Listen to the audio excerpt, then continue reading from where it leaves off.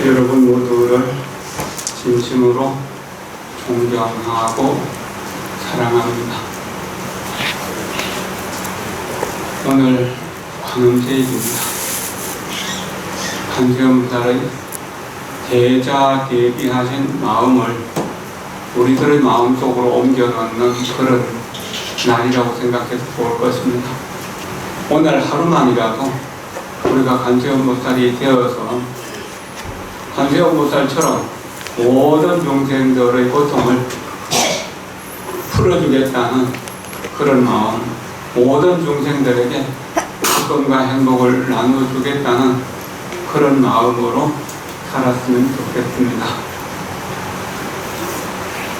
8월 5일 날부터 입시생들을 위한 100일 기도를 시작했습니다. 그러고 벌써 20여일이 지났습니다. 기도에 대해서 평소에 이야기하고 싶었는데 우람절 기도도 있고 해서 좀 이야기할 수가 없었습니다. 그래서 이제 오늘은 그 입시생 엄마들이 어떤 마음으로 기도를 해야 되는가에 대해 가지고 좀 말씀드렸으면 싶습니다.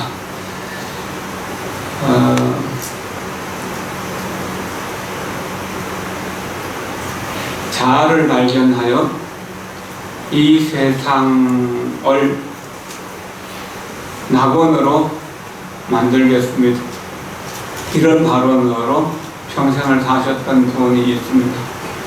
큰 기업을 이루었고 또 지금 4대째로 5대째로 내려가면서 그 정치는 이어가고 있습니다.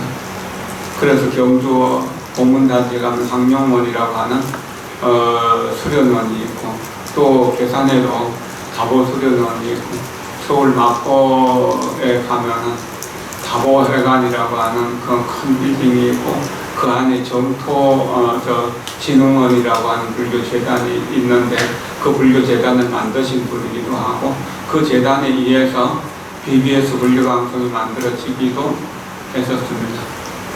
그리고 그 서울 용산구 포항동 쪽에 가면은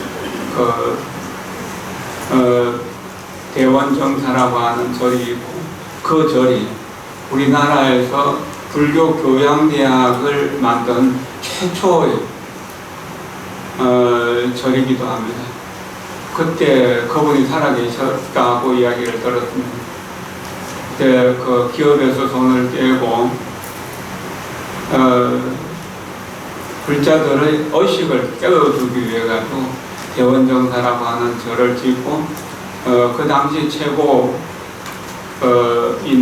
스님들과 교수들을 초청해 가지고 대원정사 대원불교대학을 만들었는데 그때 많은 스님들과 신도들이 공부를 했다고 합니다. 그리고 지금도 대원상이라고 하는 것을 제정해 가지고 불교 수행에 아주 큰 업적을 남기신 분, 또 교육에, 포교에 업적을 남기신 분들에게 상을 주기도 합니다. 우리도 제가 한 15년 전 그 어린이 지도자연합회 사단법인 동년의 그 대표로 있을 때 단체로서 대원상 대상을 받은 일이 있습니다. 그런 인연들도 있고 또 그분의 삶을 통해서 세상을 살면서 어떤 마음으로 살아가야 되는가 하는 그것입니다. 동국제강을 창업하신 대원거사 장경호라고 하는 분입니다.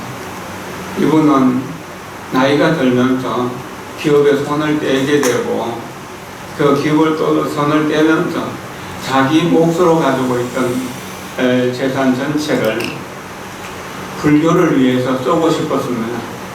그래서 많은 스님들에게 자문을 구했는데 그 스님들이 거의 대부분 다 우리 절에 법당을 지어줬으면 좋겠다, 땅을 좀 넓혀줬으면 좋겠다, 올라오는 길이 불편하니까 길을 잘 닦아줬으면 좋겠다, 뭐 이런 식으로 개인적인 절에 무엇을 해주라는 그런 부탁을 해서 이건 아니다 싶어서 그래서 이제 그때 박정희 대통령이 살아계실 때인데 박정희 대통령에게 편지를 보내면서 이 돈을 불교를 위해서 쓸 수 있는 재단을 만들어 주십시오 해가지고 그 당시 법무장관 하던 황산덕 박사하고 또 동대 총장 하던 서동각 박사 이런 분들이 이렇게 어울려가지고 불교진흥원이라고 하는 것을 만들게 됐습니다. 그래가지고 지금 그때 한 30억 정도 재산이 되었다는데 지금은 아마 3천억 건 넘는 큰 재산이 되었고 많은 불교 행사를 지원하면서도 그 재단이 계속 늘어가고 있다는 겁니다. 아마 불교인으로서 돈을 벌어서 그 부분은 가장 잘 쓴 돈인 것 같습니다. 그리고 그 보덕학회라고 하는 재단 거기에 있는데 거기는 중소기업을 운영했던 돈인 것 같은데 기업을 정리해가지고 그 돈을 적립해놓고 불교를 위해서 일하시는 분들에게 지원을 해주는 그런 일들을 꾸준히 해오고 있습니다. 제가 어린이 포교를 하고 있을 때, 그 사단법인 동년 대표로 있을 때 해마다 1,000만 원씩 지원해줬어요. 근데 지원해주는데 그분이 누군지를 몰랐었어요. 그냥 보덕학회란 이름만 알고. 그 뒤에 우리 석정스님 모시고 석정스님 8순을 기념해가지고 그 선화 전시회를 서울 그 세종문화회관 예술의 전당에서 했죠. 예술의 전당에서 할 때 그분이 이렇게 이제 축하하러 오셔서 그것도 그 사단법인 성보문화재연구원 불화전집 완간 기념이기도 했거든요. 그거에도 그 지원을 많이 해주셨던 분이었습니다. 그래서 이제 그분이 윤실성하보살이라고 하는 것을 알게 되었고 그 뒤에 이제 몇 년 뒤에 돌아가시고 난 뒤에 우리 종단에서 불교대상 대상 선정에 받아가지고 사후에 또 불교대상을 받은 분들도 했습니다. 기도를 하고 사업을 하고 공부를 하고 해가지고 그것을 세상을 위해서 불교를 위해서 쓰는 모범이라고 이렇게 생각되기 때문에 말씀드렸습니다. 부처님은 깨달은 중생이다. 중생들은 깨닫지 못한 부처다. 이렇게 생각을 해보세요. 눈 뜬 나나 눈 뜨지 못한 장님이나 사람인 건 똑같잖아요. 시각장애인이라고 하더라도 우리가 조금도 인격적으로 모자라는 것은 없거든요. 장애를 가졌다고 하더라도 사람이 아닐 수는 없는 겁니다.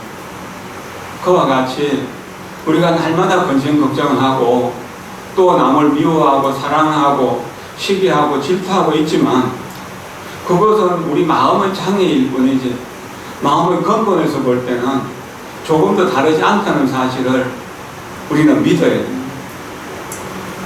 우리가 어릴 적에 세상에 태어나기 전에는 어머니 태중에서 10달을 지냈습니다.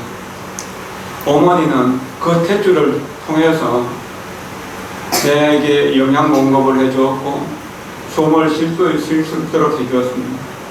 모든 것이 어머니의 사랑 속에서 다 녹아날 수가 있었습니다. 그래서 한 점이었고 또 하나의 필정이었던 우리가 점점 어른이 될 수 있었습니다. 그러면은 우리가 장애인인 우리가 정상적인 사람, 시각장애인으로 앞을 보지 못한 우리가 눈을 뜨고 볼 수 있는 방법이 없을까? 그 방법을 부처님과 보살들과 여러 선지식들이 우리에게 지시해 줬습니다. 부처님과 우리를 이어주는 탯줄, 그것이 뭐가? 부처님의 마음, 관세음보살의 마음은 대자, 대비심이거든요. 자비심이 열애의 마음이다. 부처님의 마음이고 자비심이 관세음보살이다. 그럼 우리도 한순간이라도 자비심을 일으킨다면 그 한순간 관세음보살이 되고 부처님이 될 수 있다는 겁니다.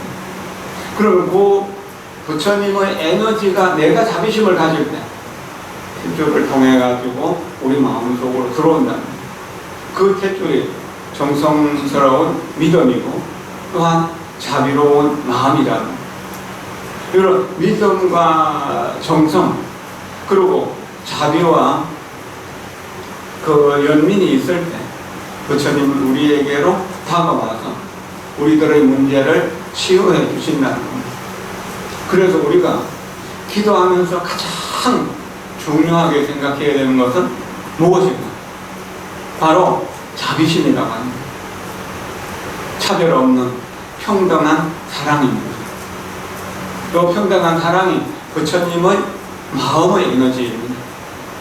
공덕의 에너지입니다. 지혜와 자비의 에너지입니다. 이것을 잘하는 것을 칭찬하고 격려해주는 사랑, 그 다음에 고통받고 있을 때, 힘들고 어려워서 여러 가지로 잘못 살고 있을 때 위로하고 격려하고 도와주는 연민심, 그 다음에 항상 부모님이 자식을 보면 기쁜 마음이 생기잖아요.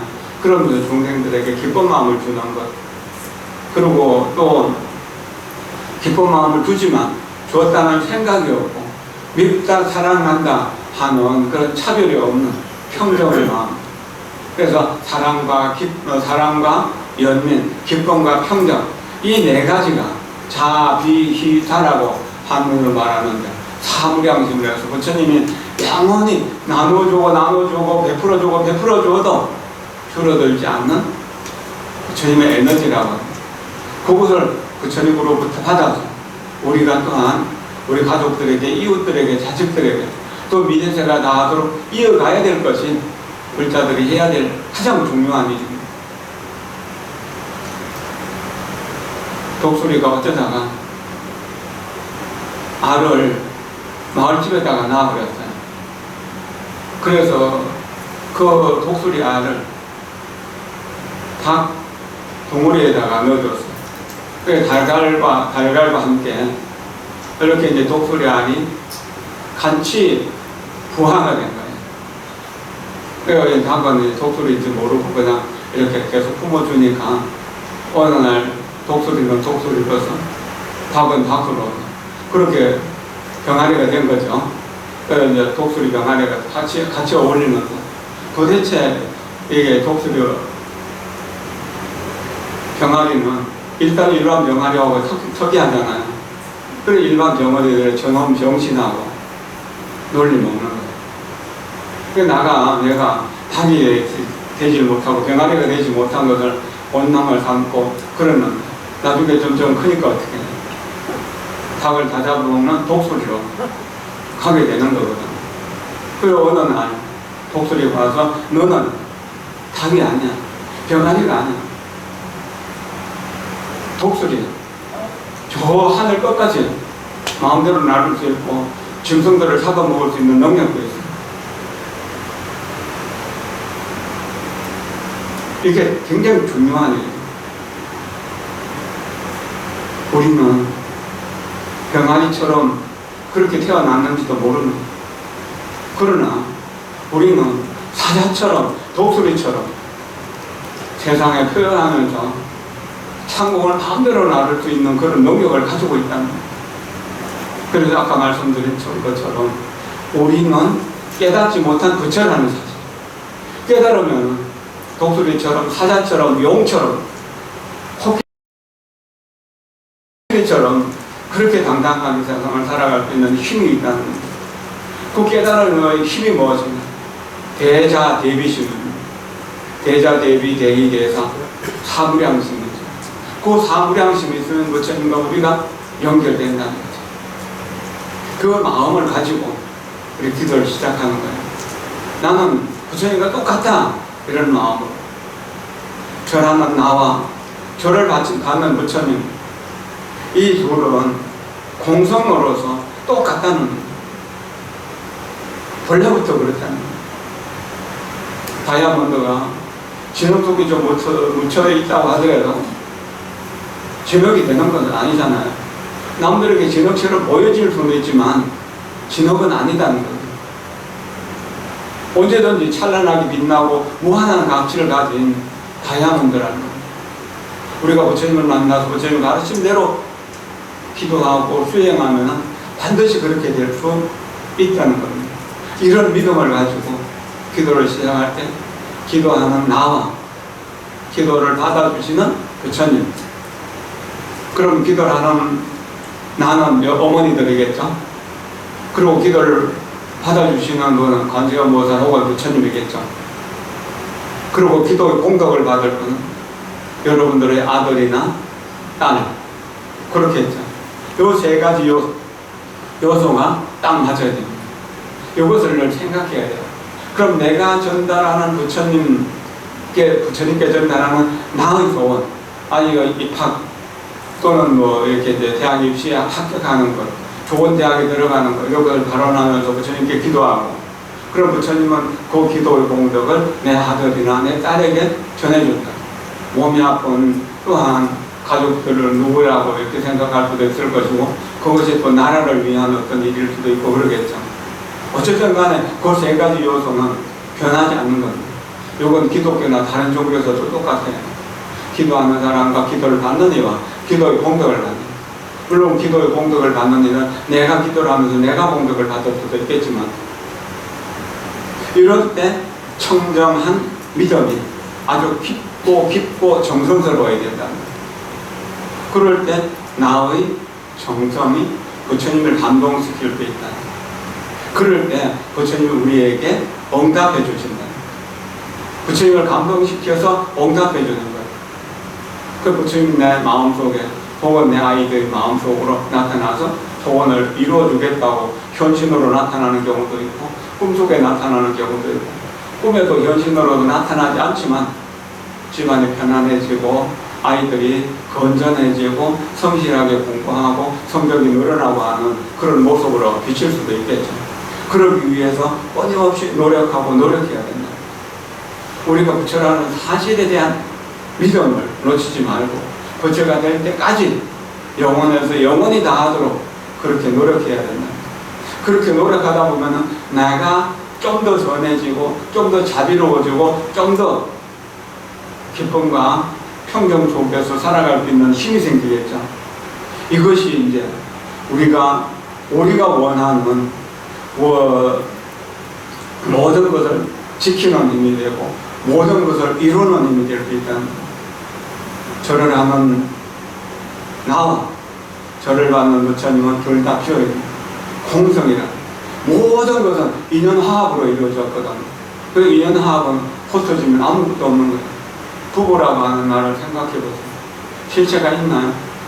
남자 하나를 가지고 부부라고 할 수 없고 여자를 갖고 부부라고 할 수 없어요. 둘이 남녀가 모여서 한 가족을 이룰 때, 결혼식을 했을 때 부부라는 이름이 나오는 거예요. 부자, 모자도 마찬가지죠. 이 세상 모든 것은 어떤 인연들이 합해갖고 이루어진 것이다. 그럼 그거 이루어지기 전에 본래의 자리는 공성인 거죠. 그래서 그 공성을 보게 될 때 우리는 부처님과 대화를 아주 완벽하게 잘할 수 있게 된다.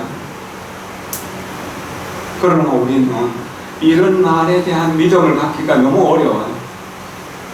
장애인으로 살아온 세월이 너무 오래되어서 이게 이것이 내 업이야라고 생각해버립니다. 내 운명이야라고 생각해버립니다. 그러나 기도는 그 업을 바꾸고 운명을 바꾸는 힘이 된다는 것을 생각하고 부처님, 나의 부처님, 관세음보살, 나의 관세음보살. 지금은 내가 관세음보살을 부르는 못난 중생이지만 나도 언젠가는 관세음보살처럼 일체 모든 중생의 고통을 내가 다 해결해주는 그런 사람이 되겠습니다라고 그렇게 소원하는 거예요. 그러면 반드시 그와 같이 될 수 있다는 겁니다. 내가 나의 기도를 통해서 인생의 의미를 깨닫고 인생을 값지게 살아가고 또 인생을 자신감이 넘치는 그런 삶을 만들어가서 두려움도 없이 외로움도 없이 또 모든 고통도 없이 자유롭게 평화롭게 행복하게 모든 사람들을 사랑하면서 그렇게 살 수 있는 힘을 갖춰야 된다는 겁니다. 이것이 그냥 단순하게 운이 좋게 아이가 입시를 방송되면 합격하면 좋고 또 안 돼도 어쩔 수 없지 이렇게 생각해서 되는 거 아닙니다. 그때 그렇게 하기 위해서는 어떻게 해야 되는가? 내 목숨을 바쳐서 죽는 한이 있더라도 그렇게 해야 된다는 겁니다. 오체투지라고 하는 책의 서문을 잠깐 읽어드릴게요. 단언한 그 일부분입니다. 합장하십시오. 산다는 것, 장애라는 것, 부정할 수 없는 현실에서 간절하게 지푸라기 하나라도 잡는 심정으로 이 몸을 버릴 각오로 몸부림치고 싶었다. 죽는 것과 사는 것 사이에서 나 자신에 대한 회한과 애절함으로 차라리 이 생에서 끝내고 싶었다. 그렇지만 내가 왜 나의 의지와는 상관없이 이런 몸과 환경이 만들어졌을까? 그 원인을 알고 싶었다. 그러다가 인과를 알게 되었고 자연의 법칙처럼 몸 또한 그러한 것이라는 것을 알았다. 무엇을 말하려 해도 할 말이 없다. 자연은 말없이 봄, 여름, 가을, 겨울 열심히 자기 소임을 다하는 걸 보고 나는 여기에서 이 세상에서 가장 별 볼일 없는 보잘것없는 나라는 존재는 감히 이 우주에서 잠시 스쳐가는 존재였을 뿐이라는 것을 알았다. 그러나 그렇게 살아갈 수는 없었다. 비록 보잘것없지만 그래도 나 자신은 그러니까 내가 가장 아껴야 될 가장 소중한 존재였다. 그래서 하늘이 준 운명을 인간의 힘으로 바꿀 수만 있다면 바꾸어 보고 싶었다. 내 의지대로, 내가 원하는 대로. 그래서 할 수 있는 데까지 내가 하다가 죽는다 해도 차라리 죽음을 선택할지언정 나의 의지에 의한 내가 원하는 삶을 살고 싶었다. 그래서 나는 저를 선택했다. 그동안 삶과 죽음을 겪으면서 절 수행은 내게 가장 알맞는 바른 선택이었다는 것이다. 진심으로 바라고 하고 싶은 말은 모든 사람이 행복한 삶을 살 권리가 있다는 것이다. 꼭 행복한 삶을 사십시오. 2004년 초여름 한경에 두 손 모아 편안히 앉으십시오. 이분은 1975년생이라고 합니다. 태어나면서 인큐베이터에 들어갈 만큼 1.6kg밖에 안 되었고 장애가 있는 것을 느꼈다고 합니다. 그러나 너무나 가난했기 때문에 인큐베이터에 들어갈 수가 없었고 집에 왔었는데 첫돌이든 지나면서부터 이렇게 이제 앉지를 못하고 기지도 못하고 그러면서 점점 나이가 들어가도 이렇게 몸이 제대로 움직이질 않는 거예요. 인형처럼 그래요. 그렇게 해서 7살까지 어떻게 살았는데 7살 때서 그저 한두 살 된 아이처럼 겨우겨우 걸음을 걸을 수 있는 정도예요. 그때 마침 아이에게 경기가 와서 병원에 가니까 이 아이는 살 수 없습니다. 이제 죽을 수밖에 없습니다. 좀 마음의 준비를 하십시오. 그랬다는 아이를 안고 와서 엄마가 이 아이를 그냥 죽일 수 없다. 내가 다시 한번 더 노력을 해보자. 그래서 아이를 안고 7살 아이를 업고 찾아간 곳이 해인사 백년암 성철 스님이었던 겁니다. 거기에서 성철 스님을 만나기 위해서 3000배를 해야 되는데 엄마는 건강하기 때문에 어떻게든지 3000배를 하는데 아이는 아이도 살아야겠다는 의지가 있었는데, 그게 뭐 절도 아니죠. 내숭아비 그 걸음도 제대로 못 건나요. 제가 그랬어요. 그냥 고개 좀 숙이고 허리 좀 굽히는 걸로 그냥 한번 절이라고 해가지고 어쨌든 하루에 1000대씩 해서 3일 동안 7살짜리 아이가, 딸아이가 3일 만에 3000대를 겨우 마쳤다고. 그래서 엄마와 함께 이제 성철스님 만나러 갔는데 마침 마당에 나와 계시더라고요. 아이가 됐던 스님, 나 이제 죽는답니다. 어디서 죽을까요? 집에 가서 죽으라. 아니면 나는 여기서 죽을라.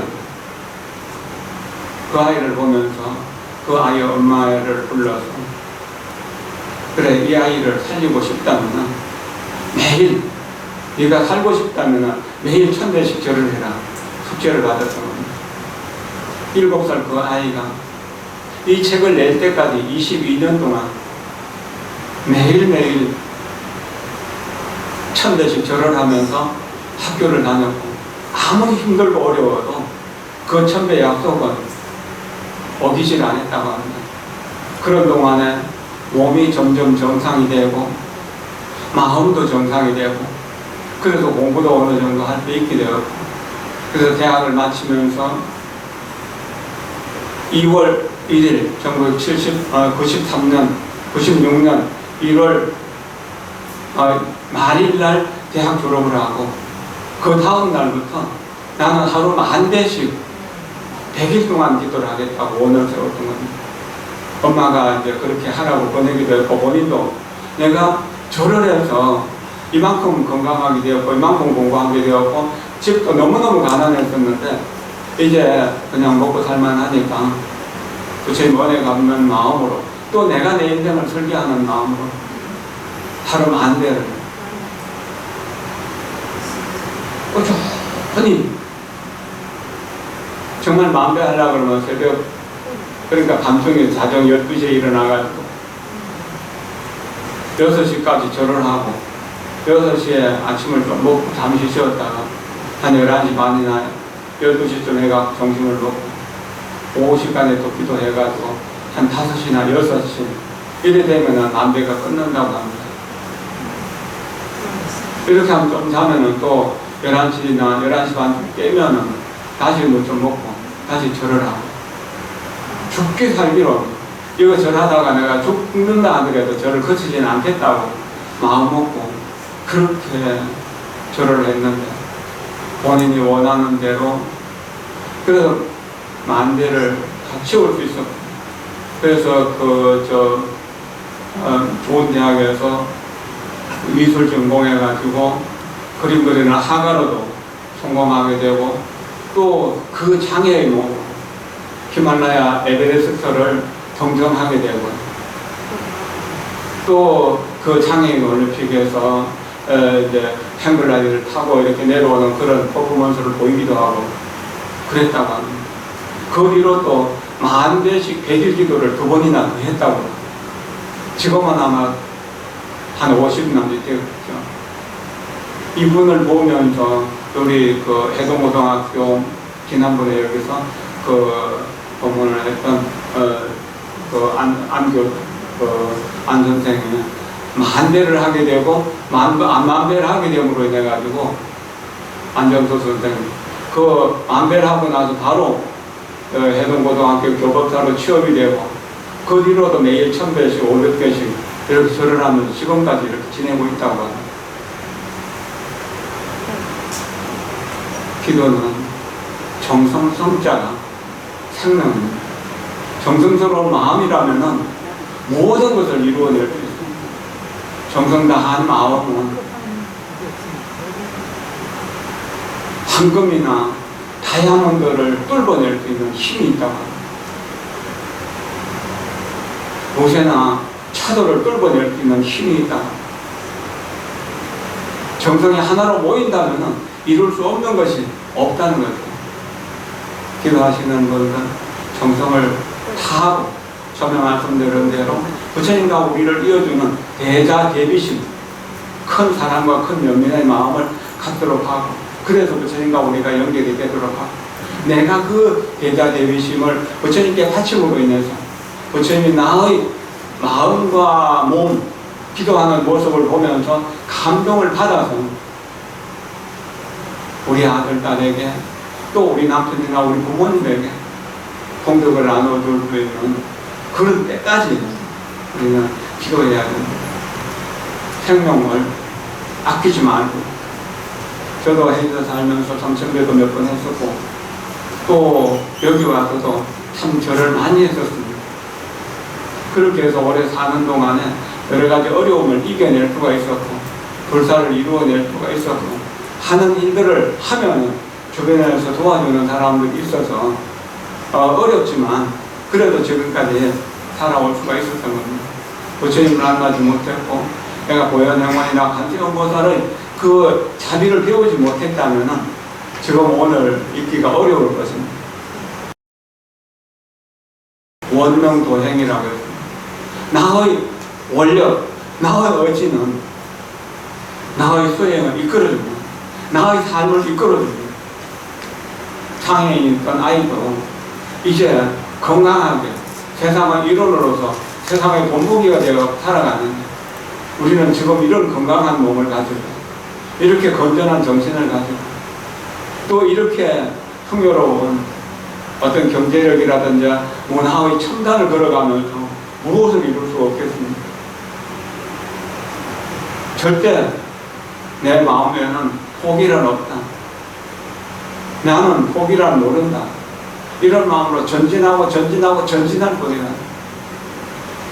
오직 중생의 행복을 위해서, 이 세상의 정토를 이루기 위해서 그렇게 정진해야 됩니다.